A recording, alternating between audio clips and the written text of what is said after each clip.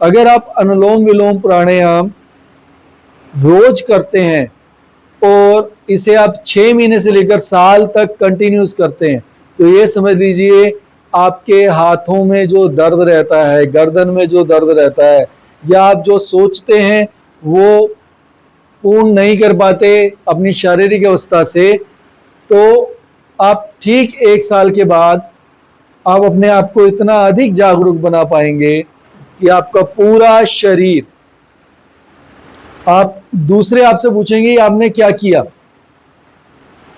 क्योंकि जो ऊर्जा होती है आपके शरीर की वो दूसरों को बताती है कि आप कैसे हो। सिर्फ अच्छे कपड़े डाल लेने से, अपने आप को अच्छा दिखा देने से मेरे आंतरिक प्रभाव जो हैं वो दूसरों पर नहीं पड़ते। वो सिर्फ हमारे जो मस्तिष्क के अंदर जो हम परिकल्पनाएं करते रहते हैं, वो परिकल्पनाएं आपकी कैसे हट सकती हैं उस चीज पर आपको निर्भर करना पड़ता है। तो इसके लिए योग के अंदर सबसे महत्वपूर्ण प्राणायाम में आपका आपन मुद्रा के साथ अगर आप करते हैं, क्या मैंने क्या नाम लिया, अनुलोम प्राणायाम, इसका अभ्यास करेंगे तो आप जो दृष्टि से संबंधित आपके रोग हैं उनको भी आप छोड़ पाएंगे। हाँ, आप ये बोलें कि आपका चश्मा छूट जाएगा, ये नहीं होगा, क्योंकि जो मान लीजिए जो रुकावट आ गई है उसे हम दूर नहीं कर सकते, लेकिन उस रुकावट को वहीं पर सीमित कर सकते हैं। जिसमें आपको परम आनंद की अनुभूति हो आप उसमें करें, लेकिन कभी भी कोई क्रिया आप जिसमें मूवमेंट्स वगैरह कर रहे हैं उसमें आपकी आंखें कभी बंद नहीं होनी चाहिए। जिसमें भी आपकी कोई गति हो रही है उसमें आपकी आंखें बंद नहीं होनी चाहिए। अगर गति में आपकी आंखें बंद हैं तो इसका अर्थ यह है कि वो आप कहां पे अपने आप को स्पर्श कर रहे हैं पता नहीं है। तो कभी भी जीवन में कोई भी गति होती है, गति का अर्थ वायु, जो हमारा वायु तत्व है, क्योंकि देखिए 5 तत्व से बना शरीर, आकाश, वायु, वायु के बाद क्या आता है, हाँ हाँ सर पूछने दीजिए, मुझे कुछ पता लगा तभी मैंने बोला। सबसे पहला क्या है, आकाश, ठीक है, जो स्थान है उस स्थान के अंदर किसी चीज का प्रादुर्भाव हुआ, फिर अगर उसके अंदर कुछ चला, चलने का अर्थ गति हुई, वो वायु है। अब गति से क्या होता है, किताबों में हमने सबने पढ़ा है गति ही ऊर्जा है, ऊर्जा का अर्थ क्या हुआ, अग्नि। अब अग्नि का कार्य क्या होता है, पिघला देना, तो अग्नि की द्वारा जल की उत्पत्ति हुई। अब जल का क्या कार्य है, जहां पे जमा होता है अगर एक ही जगह पे है तो गाद कर देता है, गाद धीरे धीरे क्या करती है, धरातल का निर्माण करती है, और जब धरातल का निर्माण हो जाता है तो पूरा शरीर बन जाता है। तो ये यथा पिंडे यथा शरीरे हो जाता है। तो इस चीज का हमें ध्यान रखना आवश्यक है। अब ये आपने जो इतनी क्रिया कर ली, अब आप सोचेंगे कि अब हम और ऐसा क्या करें बैठकर कि जिससे हमारा शरीर और अच्छा हो जाए। अब बैठे बैठे आपने क्या करना, देखिए एक उम्र के बाद ना लोगों को हर्निया की शिकायत भी हो जाती है। उसका पता है कि कारण क्या है, क्योंकि ये जो पाँव होता है ना, इसको हम मोड़ते ही नहीं है। क्यों, ये ऐसे ही पड़े रहते हैं, हम बैठे हैं तो बैठे हुए हैं। लेकिन जो हमारा नाभि से नीचे जो विकृत भाग होता है, हर्निया का भाग जो होता है, उसके अंदर क्या है, जब आप ऐसे करेंगे ही नहीं पाँव को, पाँव ऊपर आएगा ये ऐसे।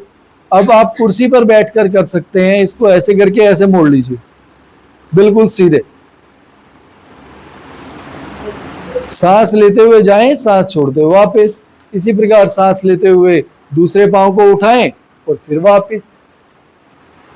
इसको करेंगे तो बैठे बैठे आप अपनी हिप की एक्सरसाइज तो कर रहे हैं, लेकिन जब आप इसको ऐसे करते हैं, जिन लोगों को पेट से संबंधित एक विकार होता है जिसके कारण उन्हें बाथरूम के अंदर 10 मिनट 15 मिनट आधा घंटा, कई लोग मोबाइल ले जाएं तो उन्हें समय का पता ही नहीं रहता, ठीक है, जिसे कब्ज कहा जाता है, वो लोगों को होता है। तो अगर वो आप इस क्रिया को करेंगे, कुर्सी पर बैठ के करना है।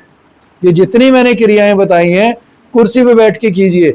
ये नहीं है कि मान लीजिए आप टीवी में देख रहे हैं कि एक व्यक्ति आपको बता रहा है कि जमीन पर ऐसे आलती पालती मारकर और आप इस प्रकार सांस लें और सांस छोड़ें। हाँ, अब ये क्रिया कर सकते हैं, लेकिन उसका अभ्यास आपका कम से कम 1 साल का कुर्सी पर बैठकर हो जाना चाहिए, ताकि आपके शरीर में प्राण ऊर्जा का संचार हो जाए और आपके प्रत्येक जो भाग है ना, अणु है, उस तक उसके वो सभी तत्व उसे मिल जाएं जो शरीर को चलाने के लिए होते हैं। आज हमारे शरीर के अंदर अगर विकार हो रहा है तो उसका एक कारण ये है कि जो हम खाद्य के अंदर जो तत्व लेते हैं वो हमारे शरीर के उन भागों तक नहीं पहुंच पा रहे जहां पर उन्हें पहुंचना चाहिए। जब वो वहां पर पहुंच जाएंगे तो उस स्थिति के अंदर आपकी अवस्था दृढ़ हो जाएगी। और सभी रोगों का एक ही कारण है, ऐसे तत्व जिनकी आवश्यकता हमारे शरीर में नहीं है उनका संचय हमारे शरीर के अंदर होते जाना और निष्कासन ना होना, वो एक रोग का कारण है। अब ये रोग हम अपने शरीर के अंदर इकट्ठा कैसे करते हैं? सुबह हम कुछ नहीं खाते, दोपहर तक कुछ चाय पानी बिस्किट वगैरह मिल जाए तो वो ले लेते हैं, और उसके बाद दोपहर को हल्का फुल्का खाया और रात को हम कहीं रेस्टोरेंट में गए और दब के खाया, और फिर शाम जब घर पे आए तो उस समय गैस का कैप्सूल, तिरफला, आंवला पाउडर, अनदर चीजें ली, ऊपर से अगर उससे भी गुजारा नहीं हुआ तो इसबगोल की भूसी दही में मिलाकर खा गए। अब क्या हो रहा है इससे? रात को जब आपने इतना कुछ खा लिया, उसके बाद क्या करना है? आपने सो जाना है। अब ये बताओ, अगर पेट्रोल में गाड़ी में रात को डालूं और उसे रख दूं, क्या उसका ऊर्जा का चक्र सही चलेगा? हम करते यही हैं अपने साथ। सबसे अधिक नुकसान जो हम अपने शरीर के साथ कर रहे हैं वो यही है। सबसे ज्यादा अगर आपको अधिक खाना है तो सबसे उचित समय है सुबह का, उसके बाद दोपहर, थोड़ा कम खाना। रात को जितना आप खाते हो अगर 1/4 कर सकते हैं तो बहुत अच्छी बात है, नहीं तो आधा तो कर ही दीजिए। अब आज के समय में एक सबसे बड़ी समस्या और हो गई है, लोगों को ना मीठा खाने की आदत है, फल फ्रूट खाने की आदत है, क्योंकि आज अवेयरनेस बहुत ज्यादा हो गई। लेकिन अवेयरनेस इस चीज की नहीं है कि हमें मीठा कब खाना है और फल कब खाना है। अब लोग क्या करते हैं, सब कुछ खा लेते हैं, फिर कहते हैं लाओ जी आइसक्रीम ले आओ, हाँ, फिर कहते हैं नहीं जी रसगुल्ला लेके आओ। अगर ये दोनों चीज अवेलेबल नहीं है, आज जैसे अब मौसम किस चीज का है? आम का, चलो जी अब तो मैंगो शेक बनेगा, नहीं तो हम क्या करते हैं, आम ही खा लेते हैं, लाओ जी। अब देखिए यहां पे सबसे बड़ा नुकसान क्या कर रहे हैं, जो पूर्व पाच्य आहार है, यानी कि पाचन में जो हमारी पाचन शक्ति है जिसमें लगती ही नहीं है, उसको हम क्या कर रहे हैं, ऐसे मटेरियल के ऊपर रख रहे हैं जैसे वो आप पेस्ट्री शॉप पे देखते हैं ना, पूरी क्रीम व्रीम लगी होती है, ऊपर छोटा सा चेरी या ऊपर अनानास की स्लाइस लगा देते हैं। तो वही चीज आप अपने शरीर के साथ कर रहे हैं। वो जो छोटा सा आप या बड़ा सा कुछ भी खाते हैं उसका असर आपके शरीर में नहीं रहेगा। क्यों? जो पूर्व पाच्य आहार हैं, जैसे अंगूर है, आम है, जो फल आते हैं, इनको आपको सबसे पहले खाना है। आपको अगर भोजन करना है, सबसे पहले खाना क्या खाना है? अगर कुछ मीठा खाने का मन है तो मीठा खाओ, उसके बाद जो फल है वो फल खाओ, उसके बाद अगर और भी भूख लग रही है कि नहीं यार अभी मेरा पेट नहीं भरा तो मुझे कुछ और खाना है, तो जितने भी तरह का सलाद का जो भी सामान आपको मिलता है, पालक मिले, पुदीना मिले, धनिया मिले, खीरा मिले, टमाटर मिले, चुकंदर मिले, मूली मिले, गाजर मिले, जो मिले काटें और खाएं। ठीक है? मुझे याद है मैं जब छोटा था तो मैं अपने खेतों में जाया करते थे अपने बाबा वगैरह के साथ, तो वहां पे वो मूली वगैरह लगा के रखते थे, खीरा वगैरह काफी चीज लगी होती थी। साथ में वो पानी चल रहा होता था, नदी से आ रहा होता, तो हम उसको निकालते थे, धोते थे अच्छी तरह यूं, और ऐसे ही खा लेते थे। बट आज समस्या ये है कि जो हमारे पास पदार्थ आ रहे हैं ना, उनके छिलके तो उपयोगी हैं, बट उनके ऊपर जो रसायन डाल दिए जा रहे हैं, उनकी वजह से वो विष के समान है। तो जितनी भी चीजें आप आज के समय में आहार लें, तो उनको कृपया करके अच्छी तरह छील कर खाएं।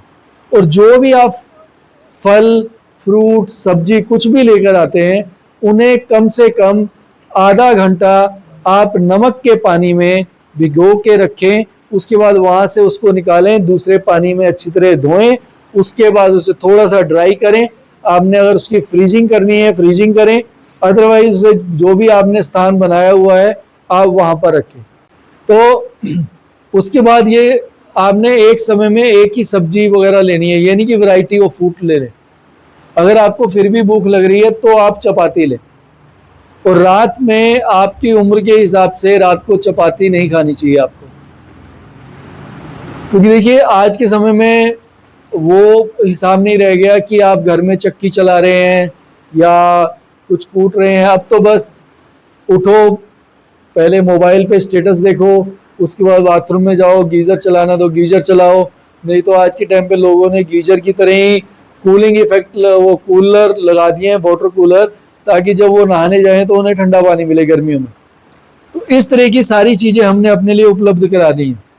मिक्सी पर बटन दबाओ तो फूड अपने आप बनकर सामने आ जाएगा। तो ये सारी चीजें एआई की मदद से हम अपने साथ कर रहे हैं, और इसका सबसे ज्यादा नुकसान हमारे शरीर के साथ हो रहा। तो इस चीज का ध्यान रखिए, अपने श्रम को अच्छा रखें, खाना अच्छा खाएं, सलाद भरपूर खाएं। आप जब भी भूख लगे ना सलाद खाओ, और ये चाय कॉफी कोला छोड़ दो। जो कोई आया था चाय कॉफी ना तो वो क्या दिया ही नहीं। सबसे अच्छी चाय है, देखिए मैं आपको अपनी भारतीय संस्कृति के अनुसार बता दूं, चाय कितनी प्रकार की थी।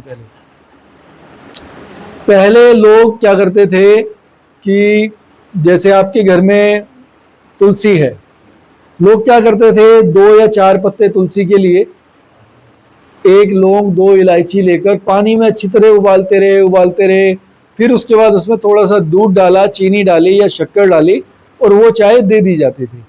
आज के समय में जो आपको चाय मिलती है, अगर जैसे वो सूखी हुई पत्तियों को आप देखें, उनको जब वो बिल्कुल दानों के रूप में परिवर्तित करते हैं, तो उसमें कुछ ऐसे केमिकल होते हैं जो आपके शरीर के लिए सही नहीं है।